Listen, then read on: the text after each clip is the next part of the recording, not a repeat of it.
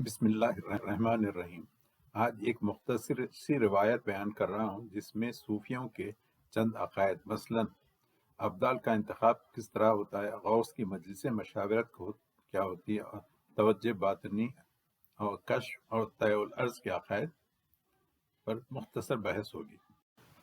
توجہ باطنی، مثلا ایک صاحب یہاں پہ بیٹھے ہیں اور ہزاروں میل دور بیٹھے ہوئے کسی شخص سے، یعنی آپ ٹیلی کانفرنس کہیے یا زوم میٹنگ کہیے یا اسکائپ کہیے، وہاں سے انہوں کنٹیکٹ کرتے ہیں اور دونوں میں ایک قسم کا رابطہ پیدا ہو جاتا ہے۔ طے الارض یعنی پلک جھپکنے میں ہزاروں میل کا فاصلہ طے کرنا۔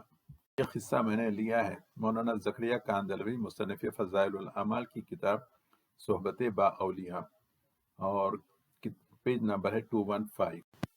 فرماتے ہیں مشہور یہ ہے کہ ابدال میں سے جب کسی کا انتقال ہوتا ہے تو غوث وقت کی مجلس میں، یعنی ان کی پارلیمنٹ میں، اس کا بدل منتخب ہوتا ہے۔ یعنی ابدال کا انتخاب اللہ تعالیٰ نہیں کرتے بلکہ غوث کی مجلس مشاورت میں طے کیا جاتا ہے۔ چنانچہ کسی ابدال کا انتقال ہوا اور غوث کی مجلس میں یعنی پارلیمنٹ میں انتخاب کے لیے ابدال حضرات اپنی اپنی رائے سے لوگوں کے نام بتائے۔ حضرت غوث نے سب کے نام سن کر یہ کہا کہ ایک نام ہمارے ذہن میں بھی ہے، اگر تم پسند کرو۔ سب نے عرض کیا ضرور، ارشاد فرمائیں۔ حضرت نے فرمایا کہ فلاں باغ کا مالی بڑا مخلص ہے، سچی طلب رکھتا ہے، بہت اخلاص سے مجاہدے میں مشغول ہے۔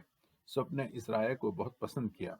اب سنیے، پھر سب نے حضرت غوث کے ساتھ اس پر توجہ ڈالی، یعنی یہاں پر بیٹھے ہیں پارلیمنٹ میں اور وہ غوث، وہ مالی پتہ نہیں کتنے میلوں دور پہ ہے، اس کی طرف توجہ ڈالی، یا ٹیلی کانفرنس کہی یا زوم کہی یا اسکائپ کہی، کچھ بھی کہی، جس کی وجہ سے اس مالی پر انکشاف ہوا اور طے الارض کرتا ہوا، یعنی پلک جھپکتے میں طے الارض کرتا ہوا، اور پھاوڑا یعنی جہاں پہ کام کر رہا تھا باغ والوں کو یہ کہہ کر حوالہ کر دیا کہ یہ فلاں پیر صاحب کا ہے جو فلاں گاؤں میں رہتے ہیں اور میں جا رہا ہوں۔